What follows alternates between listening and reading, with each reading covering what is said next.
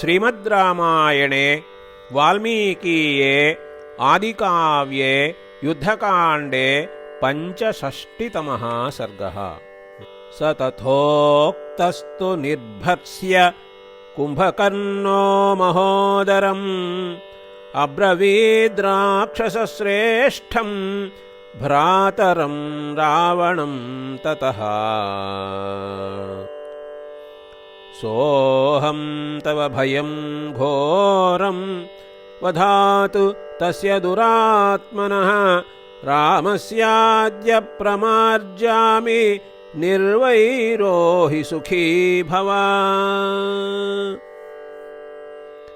गर्जन्ति न वृथा शूराः निर्जला इव तोयदाः पश्य सम्पाद्यमानन्तु गर्जितं युधि कर्मणा।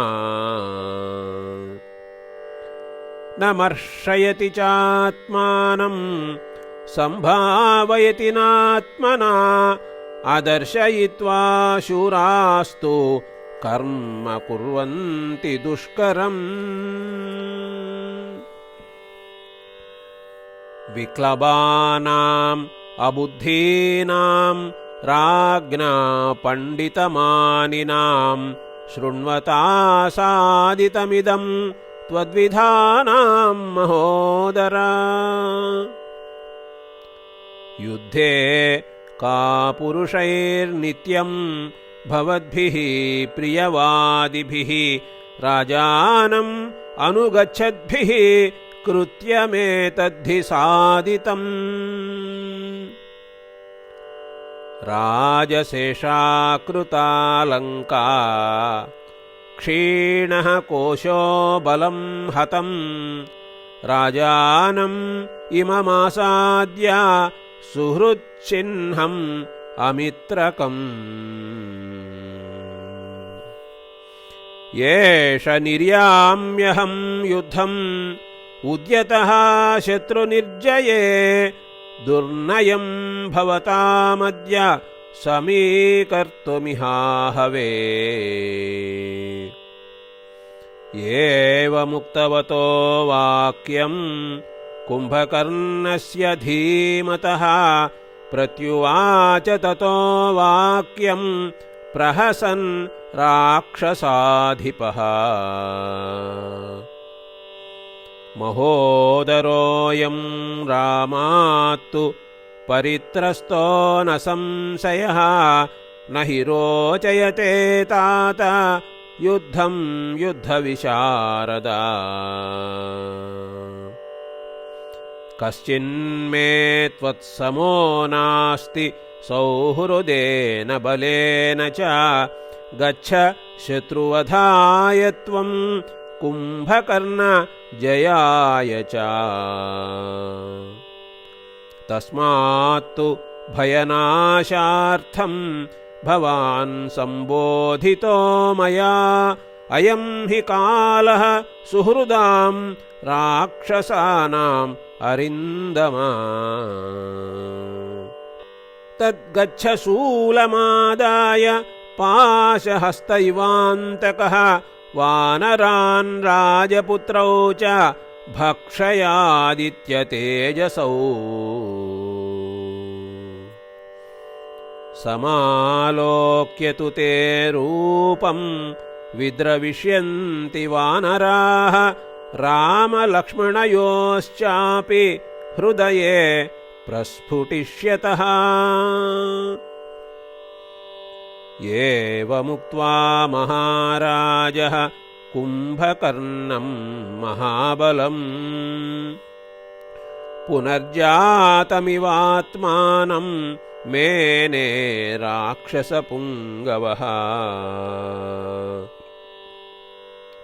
कुम्भकर्णबलाभिघ्नः जानंस्तस्य पराक्रमं बभूव मुदितो राजा शशाङ्क इव निर्मलः। इत्येवमुक्तः संहृष्टः निर्जगाम महाबलः राज्ञस्तु वचनं श्रुत्वा कुम्भकर्णः समुद्यतः आददे निशितं शूलं वेगाच्छत्रुनिबर्हणम् सर्वकालाय संदीप्तं तप्तकाञ्चनभूषणम् इन्द्राशनिसमं भीमं वज्रप्रतिमगौरवम्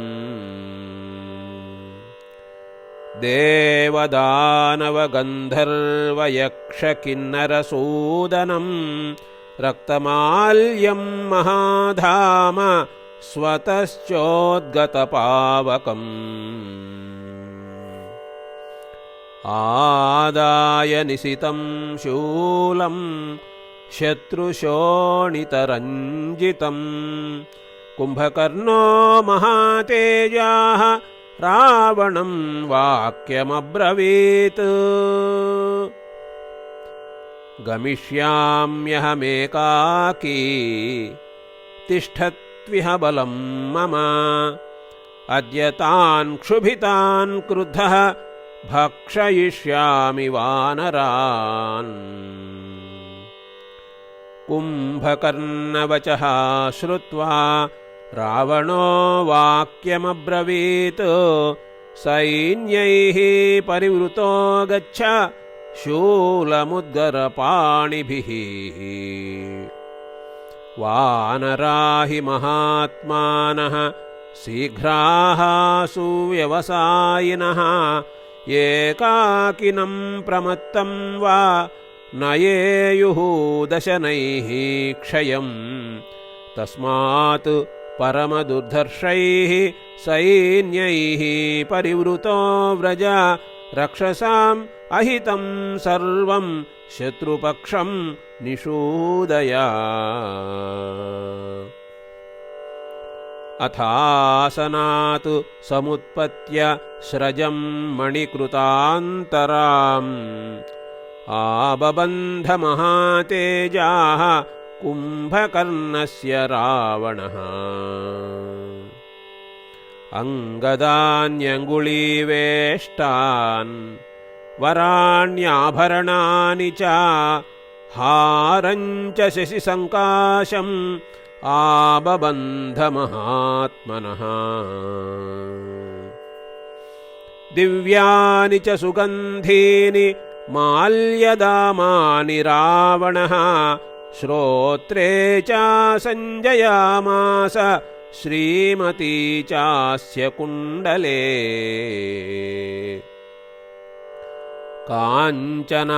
काञ्चनाङ्गदकेयूरः निष्काभरणभूषितः कुम्भकर्णो बृहत्कर्णः सुहृतोऽग्निरिवाबभौ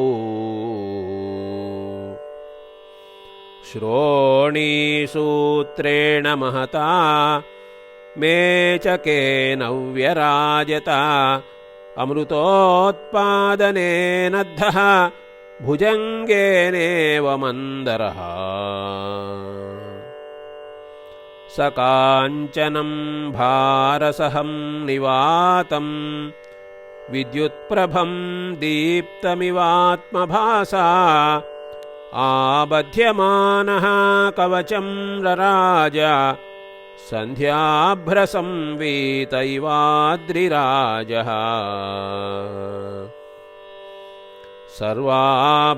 सर्वाभरणसर्वाङ्गः शूलपाणिः स राक्षसः त्रिविक्रमकृतोत्साहः नारायण इवाबभौ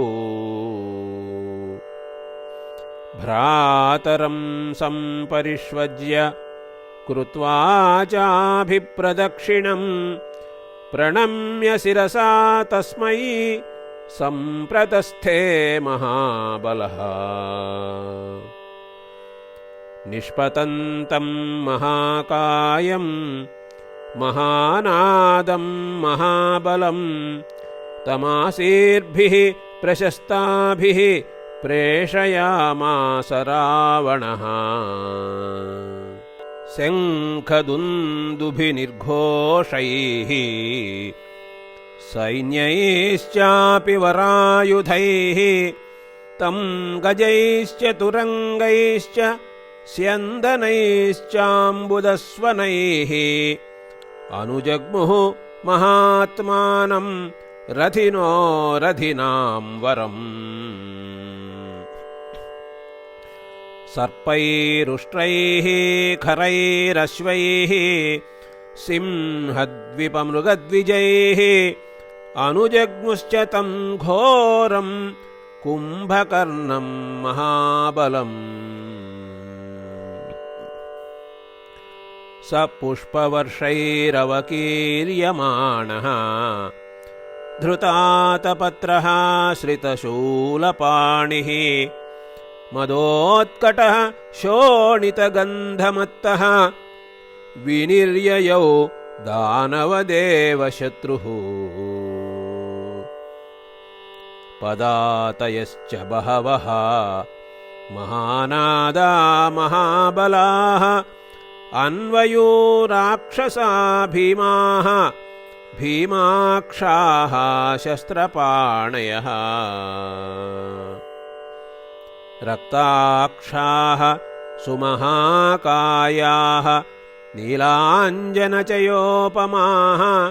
शूलान् उद्यम्य खड्गांश्च निशितांश्च परश्वधान्